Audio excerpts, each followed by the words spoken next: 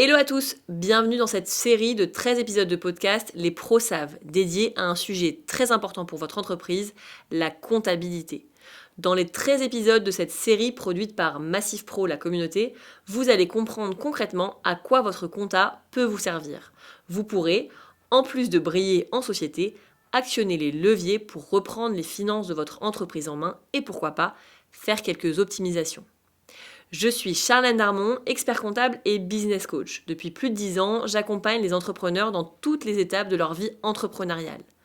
Au travers de mon compte Insta, J'aime la compta, avec mes clients ou lors de conférences, mon objectif est toujours le même, vous faire aimer la compta, tout un programme. L'administration fiscale est intransigeante, mais la majorité des erreurs sont évitables avec un peu de méthode.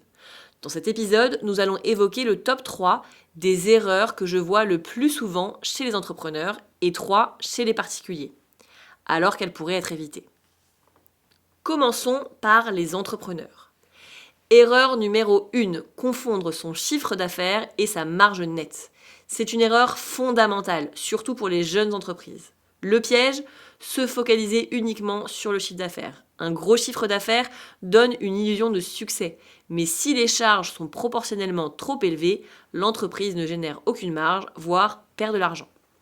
La conséquence, c'est que l'entrepreneur se retrouve avec des problèmes de trésorerie récurrents. Il travaille beaucoup sans jamais voir l'argent sur son compte bancaire professionnel car il n'a pas inclus son propre salaire ou ses charges sociales dans le calcul de sa rentabilité. L'anticipation maintenant. Calculez systématiquement votre marge brute, chiffre d'affaires, moins coût des marchandises et services vendus, et votre marge nette, marge brute moins les frais fixes et variables, y compris les cotisations et impôts. Utilisez un tableau de bord pour suivre ces indicateurs chaque mois, pas seulement le chiffre d'affaires.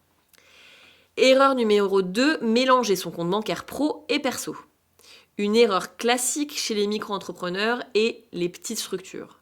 Le piège, utiliser un seul compte bancaire pour toutes les transactions. En cas de contrôle, il va être extrêmement difficile de distinguer les dépenses professionnelles des dépenses personnelles, ce qui peut entraîner le rejet de l'intégralité des charges déductibles par l'administration fiscale. La conséquence, perte de temps considérable pour l'expert comptable, et donc des honoraires potentiellement supplémentaires. Et surtout, une confusion totale dans la gestion de la trésorerie. Vous ne savez pas si l'argent disponible est réellement à vous ou s'il doit servir à payer des fournisseurs. Et donc pour anticiper, ouvrez un compte dédié à votre activité professionnelle, même si la loi ne vous y oblige pas immédiatement. C'est obligatoire pour les SAS et URL et pour les entrepreneurs au-delà d'un certain seuil. Payez toutes les dépenses pro avec ce compte et faites un virement clair, votre salaire ou rémunération de gérant, vers votre compte personnel. Erreur numéro 3, ne pas connaître la date limite pour déclarer et payer ses cotisations sociales provisionnelles. Cette erreur concerne principalement les travailleurs non salariés, les TNS affiliés à l'URSSAF, donc par exemple les gérants de URL. Le piège, c'est que les cotisations sociales sont calculées initialement sur une base forfaitaire, notamment les premières années, ou sur les revenus de l'année N-2. Si votre activité décolle fortement, la régularisation des cotisations de l'année précédente arrive l'année suivante et peut représenter un montant très élevé, pas forcément provisionné. La conséquence, c'est qu'un appel de cotisation massif en fin d'année ou en début d'année N+1 peut vider la trésorerie de l'entrepreneur qui n'a pas mis cet argent de côté. C'est l'équivalent de la mauvaise surprise du prélèvement à la source, mais pour des cotisations. Comment anticiper maintenant ? Demandez à votre expert comptable une estimation de vos cotisations réelles dès la clôture du premier exercice fiscal, où vous avez eu un bon résultat. Si vous prévoyez une forte augmentation de revenus, demandez une modulation de vos cotisations provisionnelles auprès de l'URSSAF pour fixer et pour lisser l'effort financier. Parlons maintenant des particuliers. Erreur numéro 1, oublier de mettre à jour sa situation familiale, ce qui impacte son prélèvement à la source. Le piège, un mariage, un Pacs, une naissance, un divorce, un départ d'un enfant du foyer. Ces événements changent immédiatement votre quotient familial et par conséquent votre taux de prélèvement à la source. Si vous ne mettez pas à jour votre situation sur votre espace personnel impôt.gouv dans les 60 jours, votre taux restera erroné.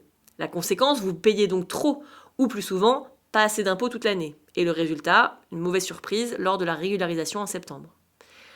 Comment anticiper ? Rendez-vous sur votre espace en ligne dès qu'un changement majeur intervient. C'est la seule manière d'ajuster votre acompte contemporain ou votre taux de prélèvement à la source. Erreur numéro 2, la confusion entre frais réels et frais forfaitaires. Nous avons déjà parlé dans un épisode précédent, mais je vous refais un petit débrief. Le piège, c'est l'abattement forfaitaire de 10%, qui est simple, mais il est plafonné.